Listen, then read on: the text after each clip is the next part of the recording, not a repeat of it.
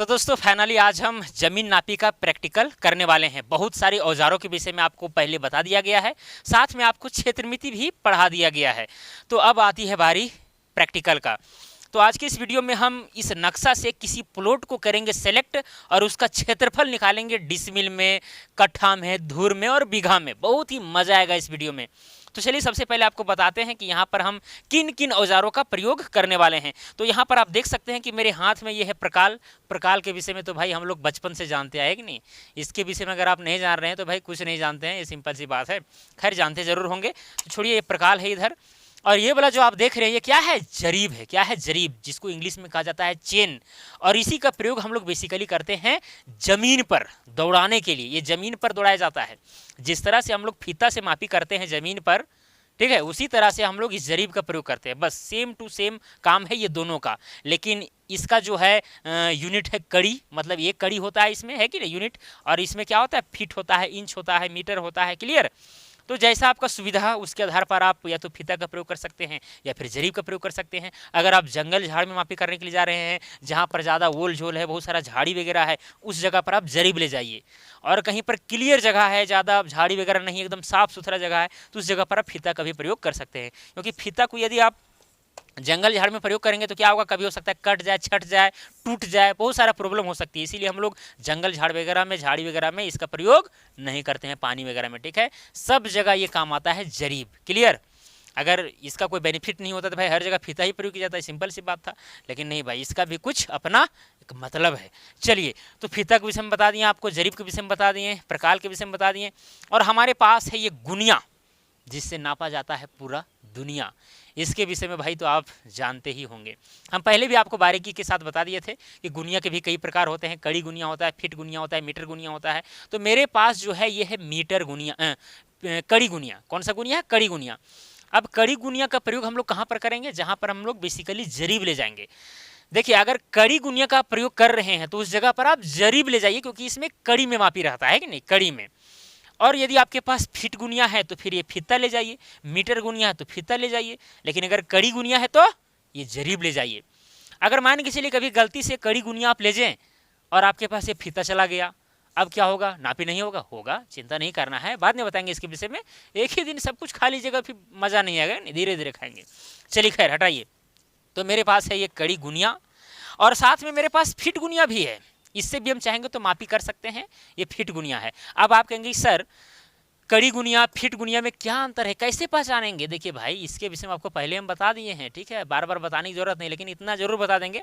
कड़ी गुनिया का पहचान होता है, जैसे कि यहाँ पर लिखा रहेगा 024 024, ठीक है, ये कड़ी गुनिया है। अब कड़ी गुनिया के भी कई प्रकार हैं, जैसे 20 जीरो गुनिया हो गया, 25 जीरो गुनिया, 40 जीरो गुनिया, 50 जीरो गुनिया, 20-40 गुनिया, 25-50 गुनिया, बहुत सारा गुनिया होता है।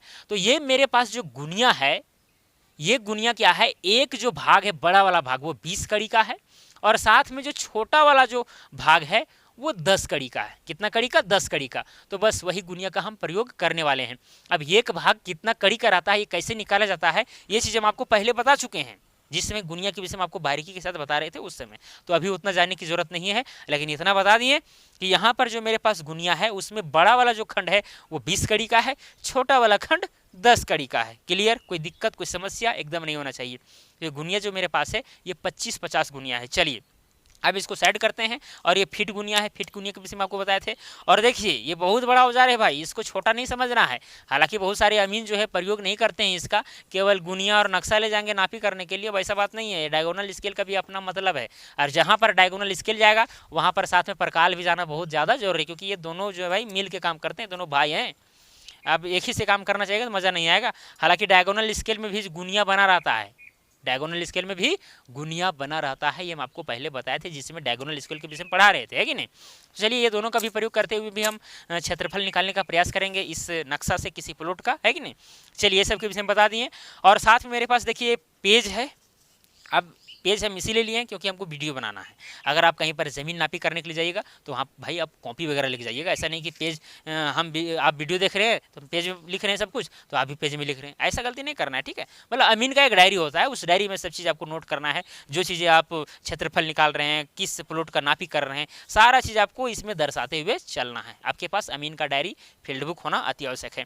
अब यहाँ पर बगल में देख रहे हैं प्लास, भाई प्लास का कुछ प्रयोग नहीं है, ये उड़ पड़ जाता है, इसलिए इसको दबाने के लिए यहाँ पर रखें, ठीक है। इसका कोई काम नहीं है, ऐसा नहीं कि इधर कुछ करने के लिए है, ऐसा कोई बात नहीं है, ठीक है। चलिए, अब इतना औजार आपके पास है, कहीं पर जमीन मापी करने के लिए गए हैं तो आसानी से माप सकते हैं, कोई दिक्कत नहीं है। हालांकि आजकल के अमीन करते क्या है पता है आपको, एक गुनिया लेंगे पैकेट में ऐसे करके, और साथ में एक जरीब लेंगे झोला में, और ये नक्शा लेंगे, अब चल देंगे मापी करने के लिए। बस तीन ही चीज़, एक गुनिया पैकेट में गया, और ये नक्शा, और ये जरीब। भाई जब तीन ही चीज़ से अगर हर जगह काम हो जाता तो फिर ये परकाल, डायगोनल स्केल, ये फीट गुनिया, या फिर टॉक हो गया, या फिर कंघी हो गया, वो सब का प्रयोग मतलब क्यों बनाया गया जब यही सबसे काम हो जाता तब, है कि नहीं। तो सबका अपना अपना मतलब है। धीरे धीरे आपको समझाएंगे सर सारा चीज़ को, क्योंकि धीरे धीरे मतलब एक ही वीडियो में सारा चीज़ को बताना भी पॉसिबल नहीं है, लेकिन धीरे धीरे सब आपको क्लियर हो जाएगा कि भाई कौन सा औजार का हम लोग कहाँ पर प्रयोग करेंगे। लेकिन जहाँ पर भी आप गुनिया लेकर जाइएगा तो मैं आपसे यही रिक्वेस्ट करूँगा कि आप अपने साथ डायगोनल स्केल और प्रकाल भी लेकर जरूर जाइएगा। इतना कम से कम होना चाहिए, तब मजा आएगा मापी करने में, है कि नहीं। तो चलिए यहाँ पर आइए कैमरामैन, यहाँ पर इस नक्शा में हम क्या करेंगे, किसी प्लॉट को सेलेक्ट करेंगे, लेकिन उससे पहले हम इस प्लॉट का, इस पूरे नक्शा का क्या कर देंगे, आपको जानकारी देंगे कि भाई नक्शा में क्या क्या चीज़ें रहती है। हम यहाँ पर उत्तर दक्षिण पूर्व पश्चिम कैसे पहचानेंगे, है कि नहीं।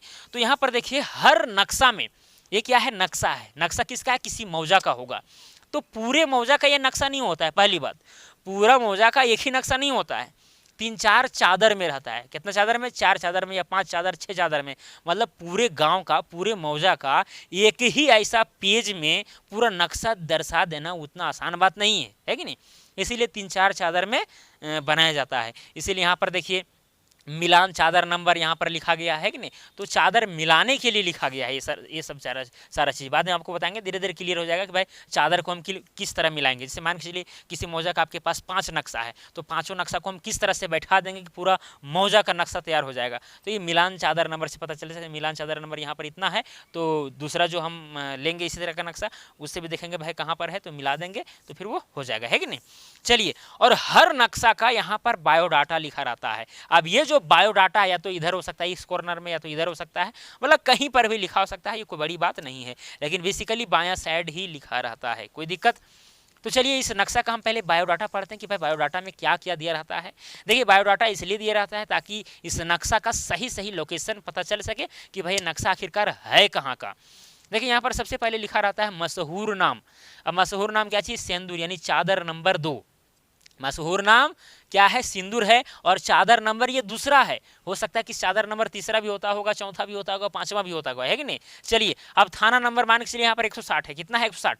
अब ये थाना नंबर नहीं समझना है जहाँ पर हम लोग केस वगैरह दर्ज करते हैं, भाई ये थाना नंबर जो है थाक वस्त सर्वे से चला आ रहा है, ये बात आपको ध्यान में रखना है, ठीक है। हर मौजा को एक नंबर दिया गया था, उसी को हम लोग आज थाना नंबर कहते हैं।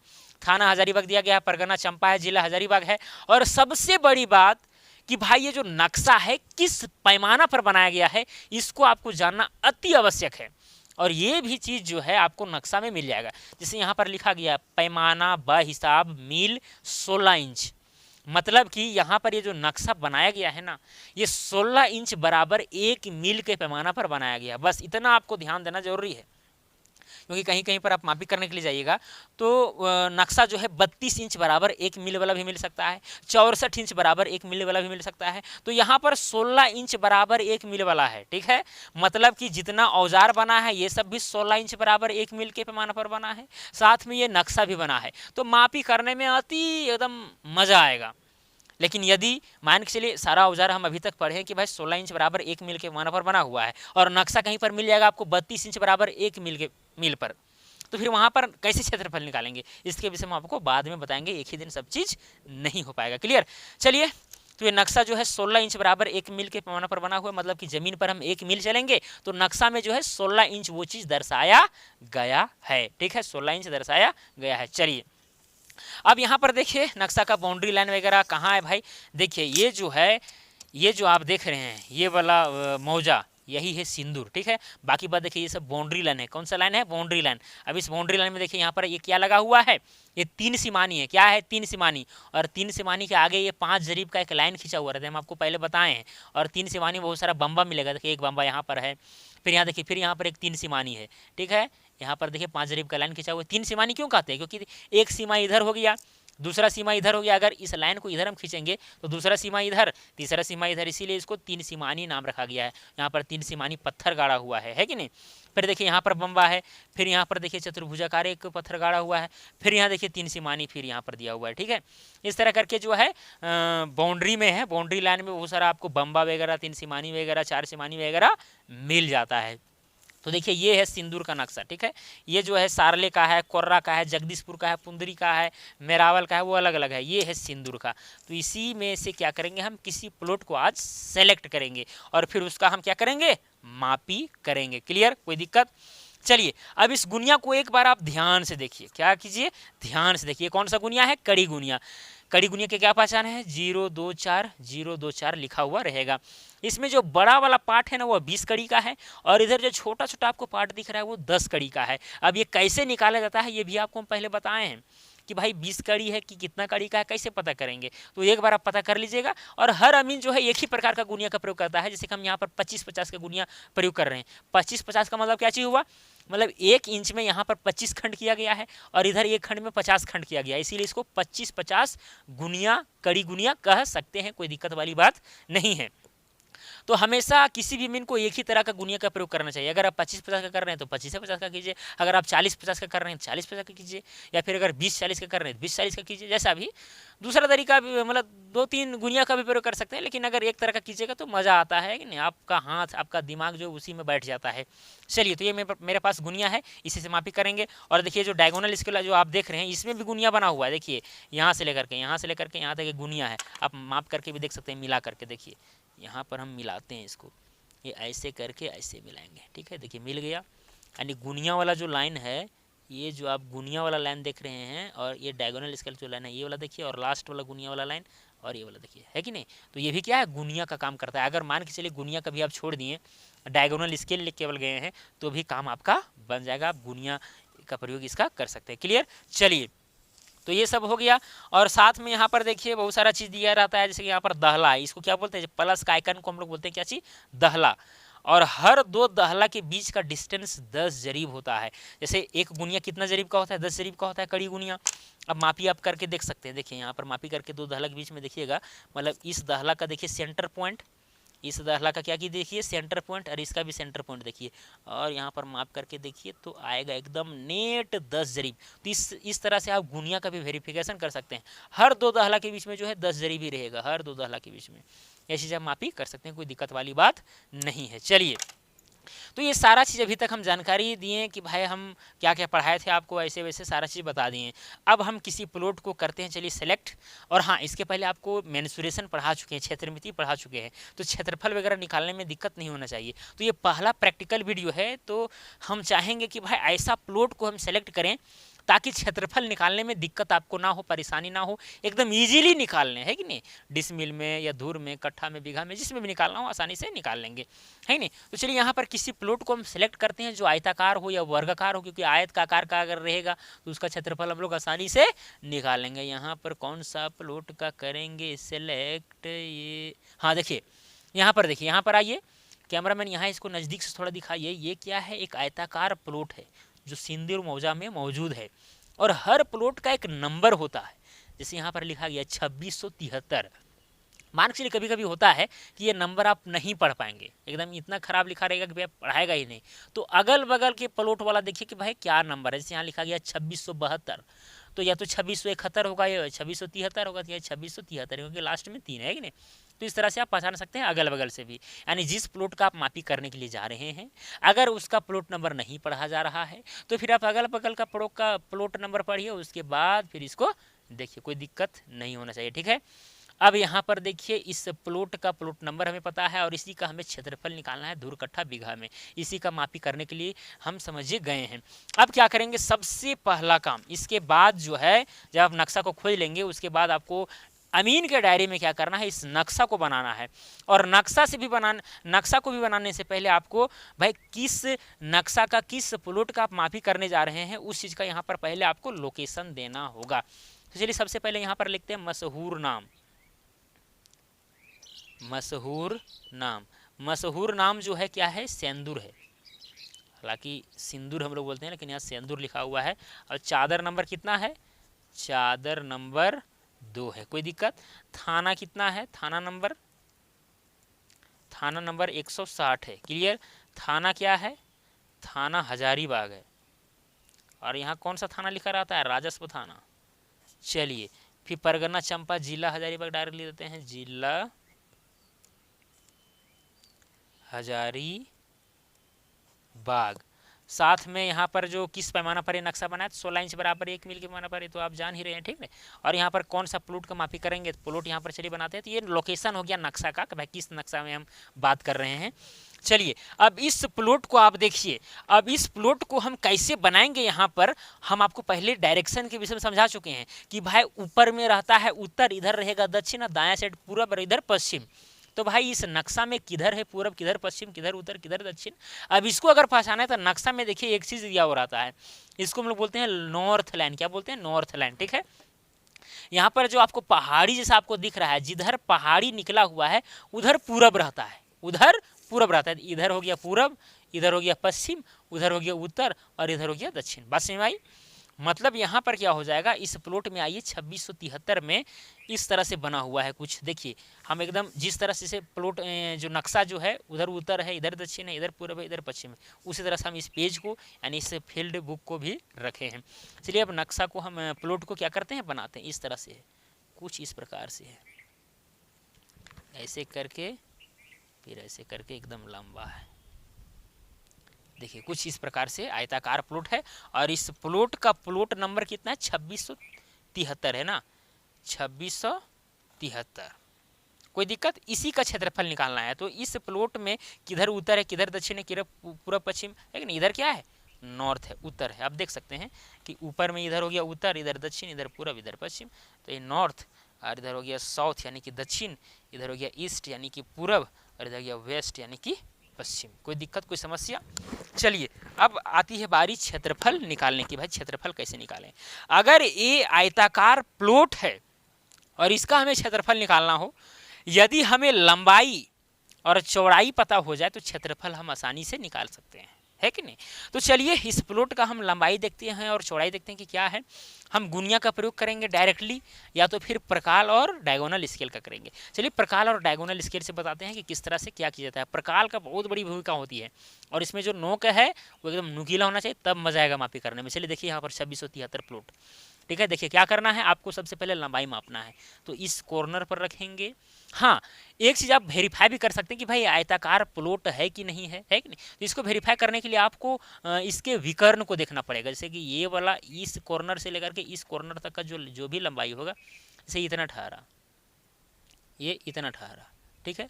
अब क्या कीजिए, अब इस कॉर्नर से लेकर के इस कॉर्नर तक भी लगा, देखिए एकदम सेम ठहर रहा है। इसका मतलब कि ये आयताकार प्लॉट है तो है। अगर विकर्ण बराबर हो जाते हैं तो फिर वो आयताकार प्लॉट कहलाएगा या वर्गाकार कहलाएगा। वर्गाकार यहाँ पर नहीं कहेंगे कि भाई आमने सामने की भुजा केवल बराबर है, चारों भुजा बराबर नहीं है, है कि नहीं। तो चलिए अभी आयताकार फिक्स हो गया कि भाई आयताकार प्लॉट है तो है। अब इसमें चलिए लंबाई मापते हैं। ये यहाँ से लेकर के यहाँ तक क्या है इसका लंबाई। तो एकदम प्रकाल की नोक को एकदम सही से क्या करना है, जो रेखा रहती है उसी पर बैठाना है, ठीक है, एकदम आराम से। चलिए ऐसे करके हम बैठा दिए, कोई दिक्कत। उसके बाद क्या करेंगे, इस गुनिया में डायरेक्टली बैठाएंगे, ऐसे देखेंगे। गुनिया भी आप देख सकते हैं, इधर से स्टार्ट कीजिए, इधर बैठाइए एकदम किनारे वाला में, और इधर देखिए, ठीक है। नीचे रखते हैं और थोड़ा कैमरा से आप बारीकी के साथ देखिए, इधर बैठाएँ, उसके बाद इधर करें, ठीक है। अब यहाँ से लेकर के यहाँ तक एक जरीब हुआ, ठीक है, फिर 2 जरीब, 3 जरीब, 4 जरीब, और 2 घर आगे है, यानी 4 जरीब और 20-20 40 कड़ी, यानी 4 जरीब 40 कड़ी। तो ये गुनिया से भी आप चेक कर सकते हैं। अगर गुनिया से बार बार चेक करेंगे तो क्या होगा, ये जो काला काला लाइन है ना वो कभी कभी मिट जाती है। इसीलिए हम लोग बेसिकली क्या करते हैं, डायगोनल स्केल का भी प्रयोग करते हैं। डायगोनल स्केल से कैसे मापा जाता है, देखिए यहाँ पर क्या करेंगे। एक जो ये वाला नोक आप देख रहे हैं, इसको क्या कीजिए, ये सीधा वाला जो लाइन है उस पर खिसकाइए। क्या कीजिए, सीधा वाला लाइन पर खिसकाते जाइए, और इस तरह से खिसकाइए कि भाई जब तक जो है दो कॉर्नर हमें मिल ना जाए। देखिए यहाँ पर जैसे है, यहाँ पर देखिए मिल गया, आप देख सकते हैं, मतलब ये कॉर्नर और ये कॉर्नर जो है मिल गया। ये सीधा वाला लाइन में आपको खिसकाना है और जब तक तब तक खिसकाते रहना जब तक दोनों क्या ना हो जाए, मिल ना जाए। तो देखिए यहाँ पर जो है आसानी से मिल जा रहा है। अब यहाँ देखिए कितना मापी है, यहाँ पर देख सकते हैं आप, जैसे कि यहाँ से लेकर के यहाँ तक हुआ 1 जरीब, फिर यहाँ से यहाँ 2 जरीब हुआ, फिर ये 3 जरीब 4 जरीब, और यहाँ से लेकर के यहाँ तक कितना है इसको कैसे जानेंगे। देखिए यहाँ नीचे से जाएंगे, यहाँ तो 10 कड़ी हुआ, फिर ये 20 कड़ी, 30 कड़ी, 40 कड़ी, मतलब इधर से 4 जरीब और ये वाला छोटा वाला आपको दिख रहा है वो 40 कड़ी का है, मतलब 4 जरीब 40 कड़ी। हम गुनिया में भी देख रहे तो 4 जरीब 40 कड़ी ही आ रहा था और इससे भी आ रहा है। या फिर आप चाहेंगे तो डायगोनल स्केल में यहाँ भी आप चेक कर सकते हैं ऐसे करके, है कि नहीं। देखिए यहाँ पर है कि नहीं, यहाँ से लेकर के यहाँ 1 जरीब हुआ, फिर 2 जरीब, 3 जरीब, 4 जरीब, क्योंकि भाई हर बड़ा खंड जो है यहाँ पर 20 कड़ी का है, तो यहाँ 5 खंड है, तो भाई 5 खंड में 1 जरीब हो गया। यहाँ पर बड़ा वाला जैसे लाइन आया वैसे है ना, 1 जरीब, 2 जरीब, 3 जरीब, 4 जरीब और 2 खंड आगे है, तो मतलब 40 कड़ी, मतलब 4 जरीब 40 कड़ी। अब 1 जरीब में होता है 100 कड़ी, यानी कि 440 कड़ी कुल मिलाकर के लंबाई है इसका। कितना है? 440 कड़ी। तो जो चीज़ भी आप काम करेंगे नक्शा में, उस चीज़ को आप अभी अमीन के डायरी में लिखते जाएंगे, नहीं तो फिर आप भूल जाइएगा और फिर दिक्कत में पड़ जाइएगा। चलिए, इस आयताकार प्लॉट का हमें लंबाई पता चल गया, कितना है? 440 कड़ी। अब हमें पता करना है चौड़ाई, कौन सा प्लॉट का? 2673 का। तो चलिए हम किधरों माप लेंगे, या तो इधर या तो इधर, क्योंकि भाई आमने सामने की भुजा बराबर होती है आयत में। चलिए हम मान के चलिए इधर ही मापते हैं। ऐसे प्रकार की नोक को हम आराम से ऐसे करके बैठाएंगे, ठीक है, ऐसे बैठा दिए। उसके बाद कहाँ जाएंगे? चलिए मिल गया। उसके बाद यहाँ पर ऐसे घिसकाएंगे, खिसकाते खिसकाते देखते हैं कहाँ पर जाके मिलता है। देखिए यहाँ पर मिला, यहाँ पर मिला, यानी 10, 20, 30 और 1 जरीब, यानी 1 जरीब 30 कड़ी। कितना है? 1 जरीब 30 कड़ी। चलिए फिर से यहाँ पर मिला के देखते हैं एक बार, इतना ही है, ठीक है। उसके बाद फिर यहाँ जाएंगे तो 1 जरीब 30 कड़ी, या फिर यहाँ पर भी आप जा सकते हैं। 1 जरीब देखिए बीच पर आ रहा है कि नहीं आ रहा है, देखिए 1 जरीब हुआ, फिर 2 खंड नहीं गया है, 2 खंड और पहला खंड के बीच में है, मतलब 1 जरीब 30 कड़ी है, सिंपल सी बात है। या फिर आप गुनिया में भी देख सकते हैं, छोटा वाला जो भाग है उसके माध्यम से चेक कर सकते हैं अगर 10 कड़ी का बात हो रहा है तो, है कि नहीं।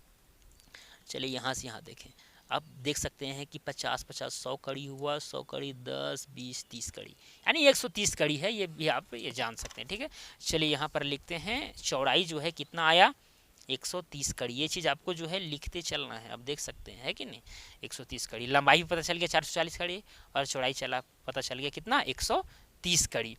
अब देखिए क्या करेंगे। हाँ, अब ऐसा नहीं कि केवल आप ये डायगोनल स्केल और प्रकार की मदद से ही मापेंगे, आप गुनिया से भी डायरेक्टली चाहेंगे तो माप सकते हैं, और कई अमीन जो है मापते भी हैं शॉर्टकट में।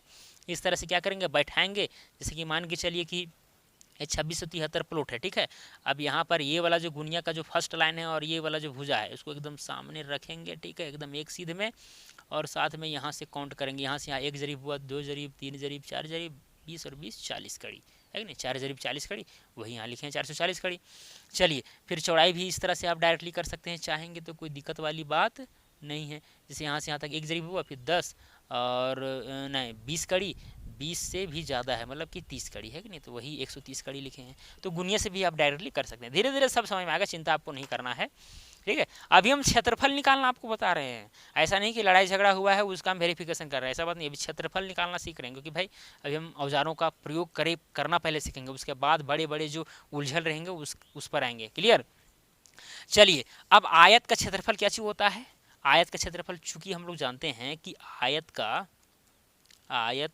क्षेत्रफल बराबर कितना होता है, इतना आपको लिखने की जरूरत नहीं है। खैर L गुने B, यानी लंबाई गुने चौड़ाई। तो बताइए लंबाई यहाँ कितना है? 440 कड़ी। कितना है? 440 कड़ी है, और चौड़ाई कितना है? 130 कड़ी है। आप क्या कीजिए, दोनों को गुना कर दीजिए, 440 को 130 से। तो चलिए यहाँ 44 और ये 13 से गुना करते हैं। क्यों? क्योंकि भाई लास्ट में जीरो है, लास्ट में जीरो, 2 जीरो को हम छोड़ दिए, बाद में बैठा देंगे। 3 चौके जगह 12 के 2 हाथ में 1, 3 चौके 12 और 1 13, 1 4 4 और 1 4 4, फिर ये 2 4 3 7 और 5 और 1 6, 672 आया, और 2 जीरो छुटल था 100, 2 जीरो बैठा देंगे, यानी 67,200 क्या चीज आया? वर्ग कड़ी। 67,200 वर्ग कड़ी। वर्ग कड़ी क्यों आया भाई? क्योंकि हम कड़ी में मापे हैं, कड़ी गुनिया से मापे हैं। ये 130 कड़ी है, ये 140 कड़ी है, तो कड़ी को गुना हम कड़ी से करेंगे तो कड़ी का स्क्वायर होगा कि नहीं होगा? वर्ग कड़ी होगा कि नहीं होगा? सिंपल सी बात है, होगा, है कि नहीं? तो इस प्लॉट का जो क्षेत्रफल है अगर वर्ग कड़ी में देखा जाए तो 67,200 वर्ग कड़ी होता है। अब बात आती है कि भाई ये कितना डिसमिल ज़मीन है, अब इसको डिसमिल में हमें बदलना है, तो किस तरह से बदलेंगे? ये भी एकदम सिंपल है। अगर आपको वर्ग कड़ी से डिसमिल में बदलना है तो 1000 से सिंपली उसको डिवाइड कर दीजिए। मतलब कि एरिया अगर आपको डिसमिल में चाहिए तो यहाँ पर 67,200 क्या है? वर्ग कड़ी है। इसको आप 1000 से जैसे ही डिवाइड करेंगे तो उतना डिसमिल हो जाएगा। क्यों होगा? क्योंकि हम लोग जानते हैं चूँकि एक डिसमिल बराबर होता है 1000 वर्ग कड़ी। क्या होता है? एक डिसमिल बराबर होता है 1000 वर्ग कड़ी। अब काटिए 1 0 1 0 1 0 1 0। अब यहाँ पर देखिए नीचे 0 है, एक अंक के बाद दशमलव, तो आ गया 67.2 डिसमिल, यानी इतना जमीन है आपका। अगर डिसमिल में देखा जाए तो 67.2 डिसमिल है। अब आपके मन में ये सवाल उठ रहा होगा कि सर हमको 67 तो समझ में आता है कि भाई चलिए 67 डिसमिल है, लेकिन ये दशमलव के बाद जो 2 डिसमिल है ना, इसके भी सब नहीं समझ पाते हैं। अगर नहीं समझ पाते हैं तो इसको भी आप क्या कीजिए, छोटा इकाई में बदल दीजिए, इसको वर्ग कड़ी में ही रहने दीजिए, या फिर आप सिंपल तरीका अपना सकते हैं। इसे यहाँ पर 67,200 वर्ग कड़ी है, क्या 67,200, तो यहाँ 67,000 वर्ग कड़ी अगर रहता तो 67 डिसमिल होता, यानी 200 वर्ग कड़ी जाता है कि नहीं? तो इस चीज़ को आप क्या कर सकते हैं, 67 डिसमिल 200 वर्ग कड़ी जो है आप इस चीज़ को कह सकते हैं। यानी ये जमीन जो है 67 डिसमिल 200 वर्ग कड़ी है। यानी इस तरह से आपको ज़्यादा समझ में आएगी, और 67.2 से थोड़ा कम समझ में आ सकता है। हालांकि ये भी चीज़ कोई गलत नहीं है कि नहीं? या फिर यहाँ पर 67 डिसमिल लिखे हैं, दशमलव में जो 2 बचा था इसको आप जब 1000 से गुना कीजिएगा तो एक वर्ग कड़ी में चल जाएगा, तो कितना आएगा? 200 ही ना आएगा, है कि नहीं? समझ में आ रहा है बात? तो इतना वर्ग कड़ी जो बच रहा था वही हम यहाँ पर लिखे हैं। चलिए डिसमिल में कन्वर्ट हो गया। अब आपके मन में सवाल उठ रहा होगा कि भाई सर आप तो बताए थे कि धुर कट्ठा बीघा में भी बताइएगा। चलिए उसके विषय में बताएंगे, इसके लिए चिंता नहीं करना है। चलिए इधर पहले हम लिखते हैं कि भाई कितना वर्ग कड़ी जमीन है, इसका क्षेत्रफल 67,200 है, तो यहाँ पर लिखेंगे एरिया बराबर 67,200 वर्ग कड़ी। अब इसी को हमें बदलना है किसमें? धुर कट्ठा बीघा में। हम आपको बता देते हैं कि मेरे यहाँ कहाँ पर, मेरे यहाँ क्या होता है, एक धुर बराबर 200 वर्ग कड़ी होता है। कितना होता है? 200 वर्ग कड़ी होता है मेरे यहाँ। हो सकता है कि आपका यहाँ 150 वर्ग कड़ी में ही एक धुर हो जाता हो, या फिर 250 वर्ग कड़ी में एक धुर होता हो, कुछ भी हो सकता है। क्योंकि भाई जो धुर है ना वो डिपेंड करता है किसी पर, लग्गी के ऊपर। जितना बड़ा आपके यहाँ लग्गी चला होगा उतना ज़्यादा मान होगा एक धुर का, ये सिंपल सी बात है कि नहीं?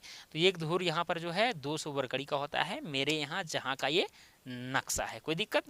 और वही अगर हाथ की बात की जाए तो लगभग 6.25 हाथ का लग्गी हमारे यहाँ चलता है। कोई दिक्कत? चलिए, तो एक धुर का मान हो गया। अब यदि क्षेत्रफल हम निकाले हैं 67,200 वर्ग कड़ी, अब इसको हमको बदलना है धुर में, तो क्या करेंगे, जितना एक धुर में वर्ग कड़ी का मान है उससे डिवाइड कर देंगे। तो इसीलिए क्या हो जाएगा, एरिया बराबर, एरिया मेरे पास कितना है 67,200 है, अब इसको क्या करेंगे हम 200 से डिवाइड करेंगे, तो ये चीज़ जो है धुर में कन्वर्ट हो जाएगा।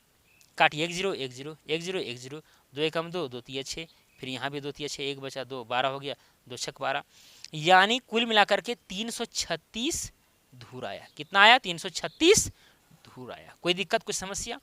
क्या किए हम 200 से डिवाइड कर दिए। क्यों किए? क्योंकि एक धुर में होता है 200 वर्ग कड़ी। हाँ भाई, ऐसा नहीं है कि एक धुर का मान आप वर्ग फीट में रखे हैं और यहाँ पर वर्ग कड़ी में था क्षेत्रफल और तब डिवाइड कर रहे हैं, नहीं, दोनों जो है सेम इकाई में होना चाहिए। अगर आप एरिया निकाले हैं वर्ग कड़ी में तो एक धुर का मान भी वर्ग कड़ी में रहेगा और उतना से डिवाइड कीजिएगा तभी धुर में कन्वर्ट होगा, नहीं तो फिर गलती कर बैठेंगे, इकाई सेम होना चाहिए। चलिए, अब इतना ज़मीन हम लोग पास आ गया, मतलब यही जो 67,200 वर्ग कड़ी है उसी ज़मीन जो को हम लोग कह सकते हैं 336 धुर। अब इसको भी यदि आपको कट्ठा में बदलना है तो भी बदल सकते हैं, कोई दिक्कत नहीं है। हम लोग जानते हैं चूँकि एक कट्ठा बराबर कितना होता है, एक कट्ठा बराबर होता है 20 धुर। कितना होता है? 20 धुर। अब इतना धुर हमें पता है, तो एरिया बराबर कितना हो जाएगा, कितना है टोटल 336 धुर है। यदि हम इसको 20 से डिवाइड कर देंगे तो किस में चेंज हो जाएगा, कट्ठा में चेंज हो जाएगा। अब चलिए डिवाइड करते हैं, यहाँ पर 2 से अगर काटेंगे तो यहाँ देखिए क्या हो जाएगा 10 हो जाएगा, फिर 2 से काटेंगे 2 एकम 2, फिर यहाँ 1 और 13 हो गया, 2 छक 12, 1 अभी 2 16, यानी 168 आया। और यहाँ देखिए 1 जीरो है, 1 अंक के बाद 10 बढ़ जाएगा, यानी 16.8 कट्ठा आया। 16.8 कट्ठा। अगर कट्ठा में देखें तो यही जो 67,200 वर्ग कड़ी है वही जमीन 16.8 कट्ठा कहलाएगा। कोई दिक्कत यहाँ तक जरा सा भी दिक्कत नहीं होना चाहिए मेरे भाई। अब आपके मन में फिर से सवाल उठा होगा कि सर 16 कट्ठा तो समझ में आ रहा है, लेकिन ये दशमलव के बाद जो 8 कट्ठा जो लिखे हैं ना, यही हम लोग को समझ में नहीं आता है। तो आप क्या कीजिए ऐसे कंडीशन में, से यहाँ 336 था, बट्टा में 20 था, तो 336 को हम क्या किए थे, हम 20 से इसको डिवाइड किए थे। तो इस तरह से आप डिवाइड कीजिए।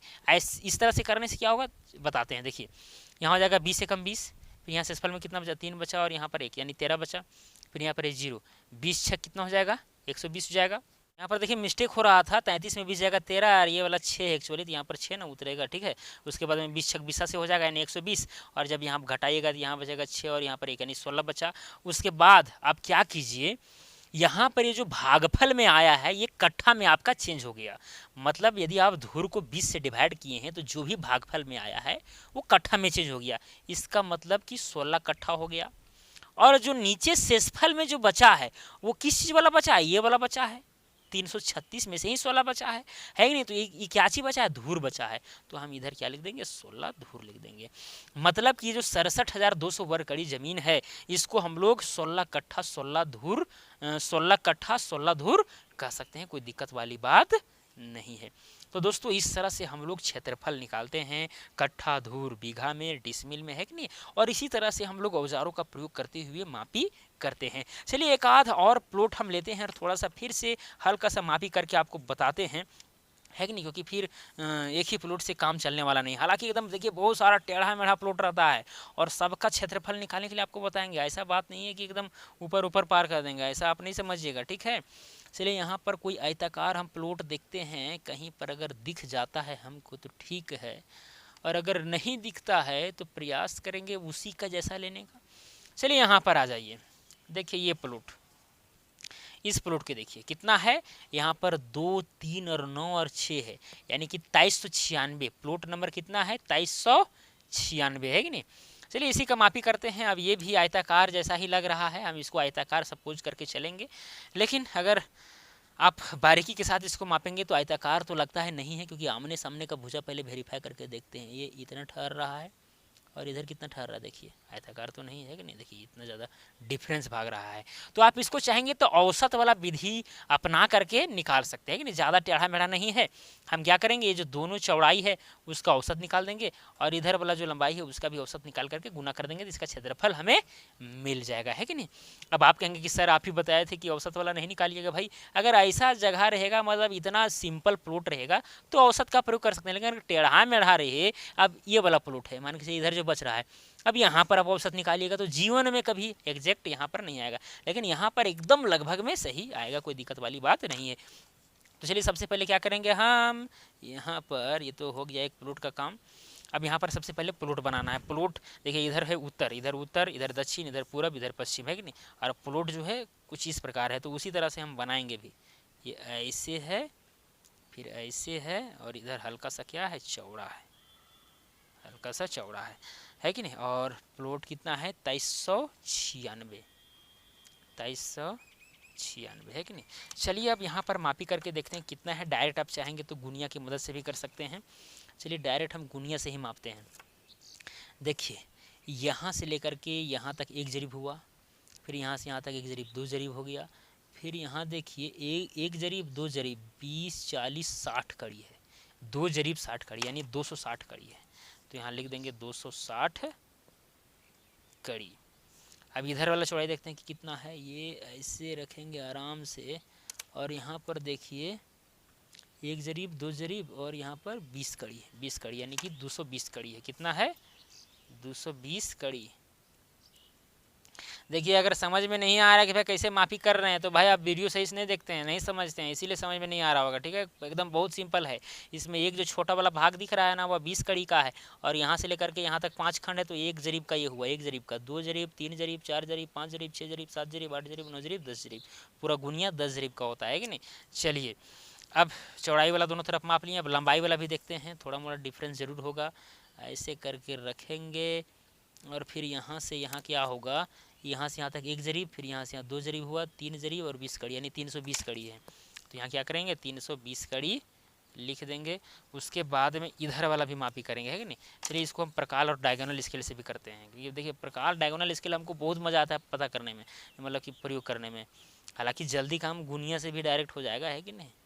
अगर जल्दीबाजी में है तो गुनिया का प्रयोग कीजिए, अगर आपके पास समय है और मापी एकदम ढंग से करना चाहते हैं प्रोफेशनल तरीक़ा से, तो प्रकाल और डायगोनल स्केल का प्रयोग ज़रूर करें।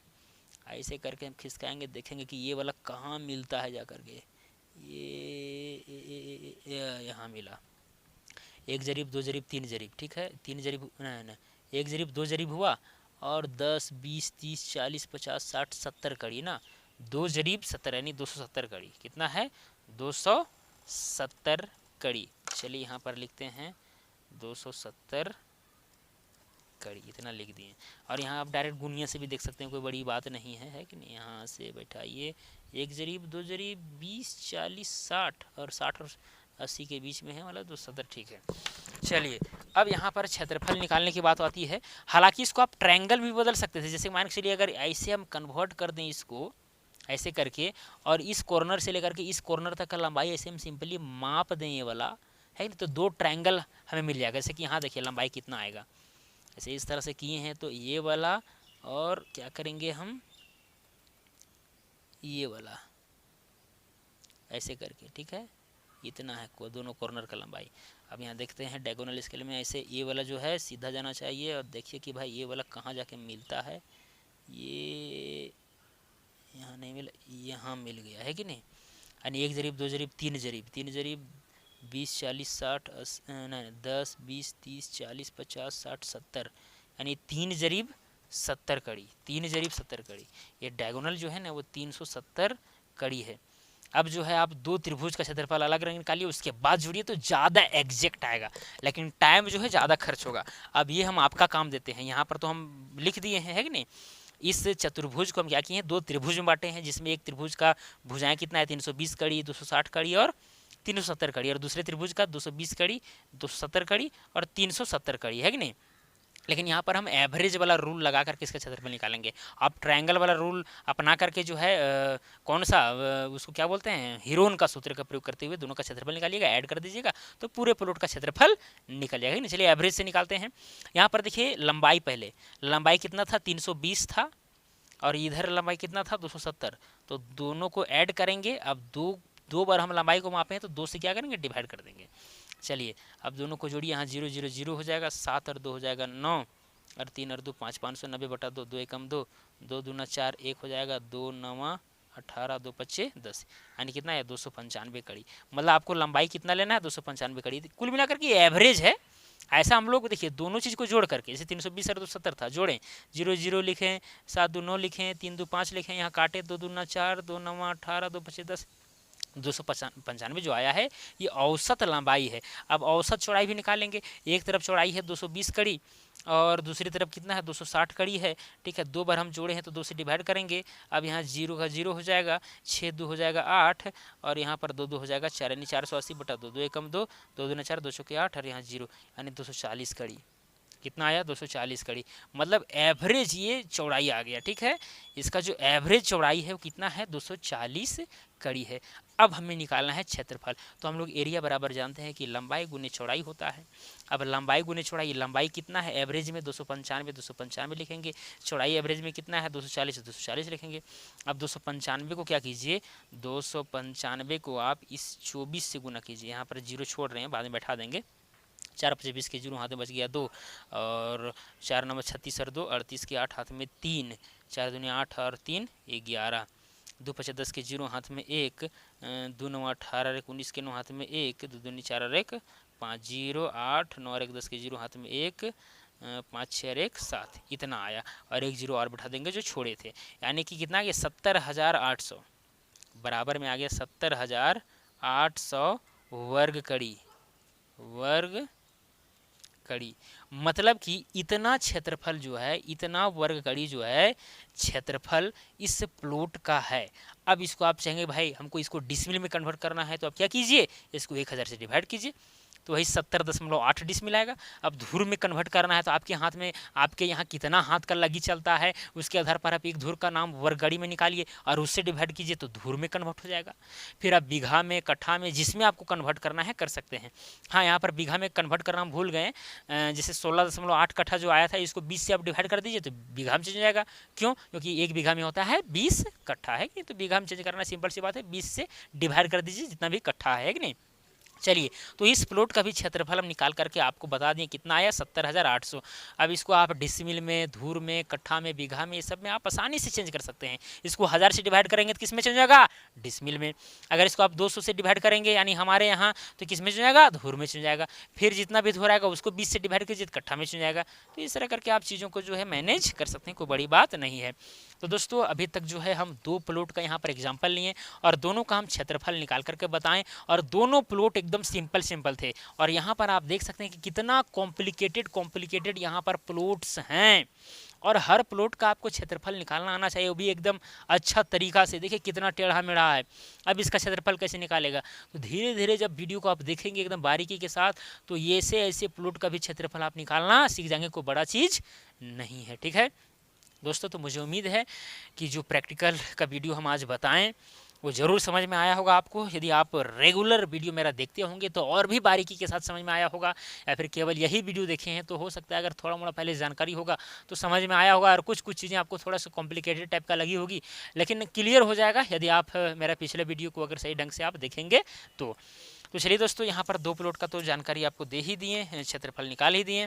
अब धीरे धीरे जो है नेक्स्ट प्रैक्टिकल में, नेक्स्ट वीडियो में आपको जो है और भी जानकारी देते रहेंगे, और इस तरह से आप पूरा जो है कि प्लॉट में क्षेत्रफल निकालना किसी भी प्लॉट का सीख जाएंगे। ठीक है, नक्शा में क्लियर।